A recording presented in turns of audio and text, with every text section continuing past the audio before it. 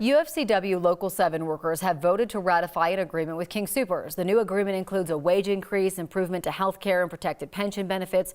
Workers were on strike for those changes for a total of 10 days. 9 News legal analyst Whitney Traylor joins us live to talk about the effects of the strike. Good morning.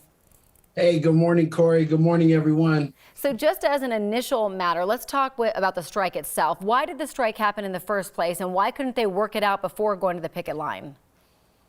Right. So this is a situation in which the union and King Soopers were negotiating for months and months because their collective bargaining agreement was coming to an end. It was a 3-year contract. And so these negotiations went on before the strike happened. And essentially, the workers, the union said, hey, we want more wages. They were really concerned about safety, not only from the coronavirus, but I heard and read story after story about the physical safety that they were facing. One worker said there was a guy running around with a machete in the King Soopers. And so they weren't feeling that they were being protected by King Soopers. And so they actually filed an unfair labor practice saying that King Soopers was violating the collective bargaining agreement. They couldn't come to an agreement. So they went on strike and they picketed. And all of this is pursuant to state and federal law. So the way in which they were striking, it wasn't just willy-nilly. They actually followed a regulated, process, if you will. So because they couldn't come together, they went and initiated the strike. Yeah, you were talking about the safety aspect of it, because we know that they wanted higher wages, they wanted full-time jobs, they wanted better health care benefits. It sounds like they got all of those things, but one of the big things is that they said they wanted armed security officers or security guards in their stores after the King Soopers shooting. Is that part of this agreement?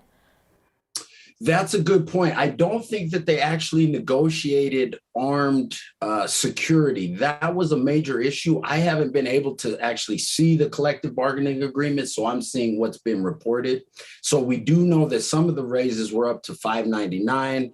We do know that King Soopers will pay a share or a larger share of the healthcare costs.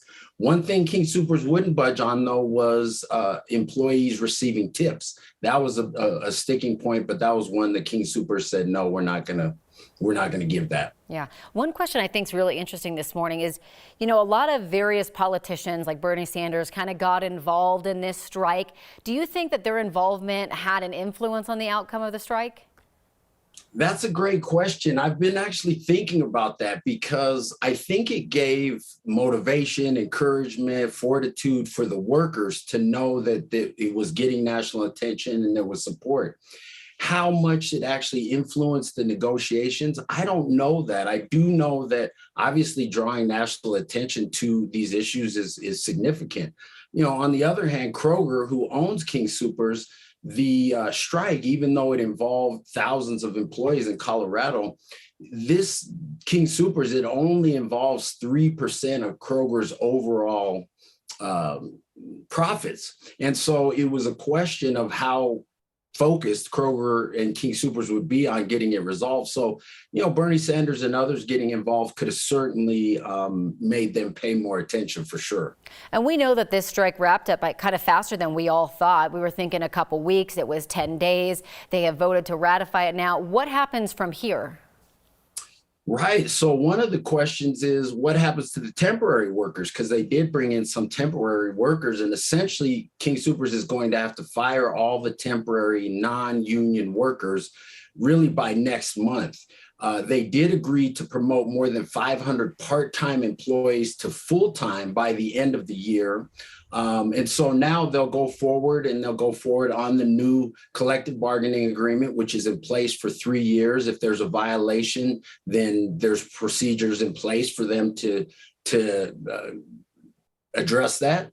And so now, though, there are other grocery store union contracts that are coming up in February. I believe several Safeway and Albertsons. And so this may give some precedent in terms of the union as they negotiate these other contracts with other stores. So we'll have to see if I don't suspect we'll see another strike. The last time we had a grocery store strike in Colorado was in the late 90s. But with a number of these other collective bargaining agreements coming up in February, we could see other, conflict, potential strikes. We'll know next month. Yeah, you bring up a good point because I know that there's been a lot of chatter about Safeway and other grocery chains also kind of doing the same thing because they saw what happened with King Soopers. So I guess we'll see as those contracts come up. As always, Whitney, thank you so much. We're going to chat with you, I think, a couple times tomorrow, a few big topics to talk about. So thank you again. All right. We'll see you tomorrow, everybody.